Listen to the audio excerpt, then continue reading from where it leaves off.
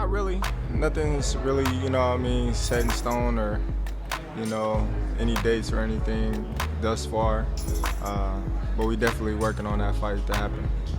I feel like, you got two great fighters in their prime,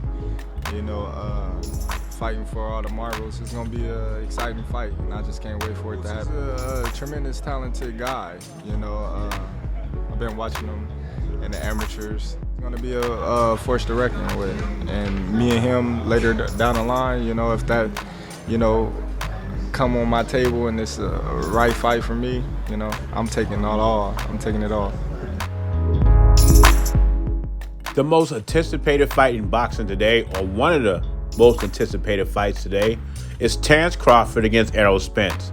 Mike Comforter of ESPN said this fight will happen in November. But Terence Crawford says nothing is written in stone yet. He says both teams are still working on it to make this fight happen. And he said this is the perfect time in his career for this fight to happen. I have to disagree with that. That fight should have happened a couple of years ago. And then 2022, 2023, we're talking about Spence and Crawford 2, or Spence and Crawford the trilogy.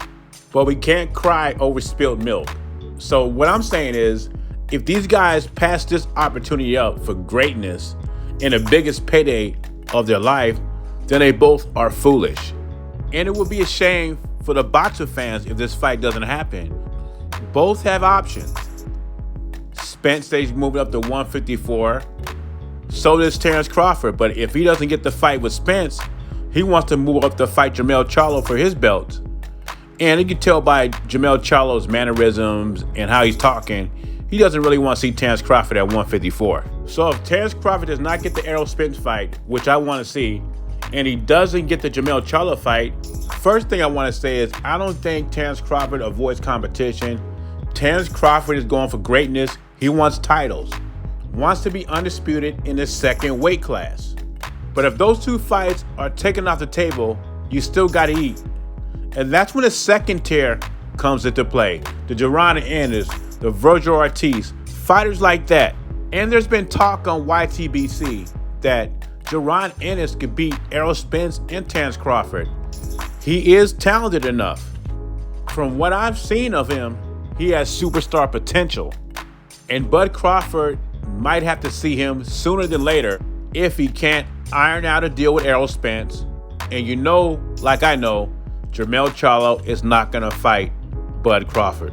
So Ennis may be the only thing on his plate.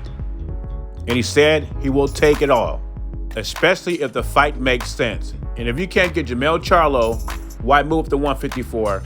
You can't get Errol Spence. Jaron Ennis makes sense.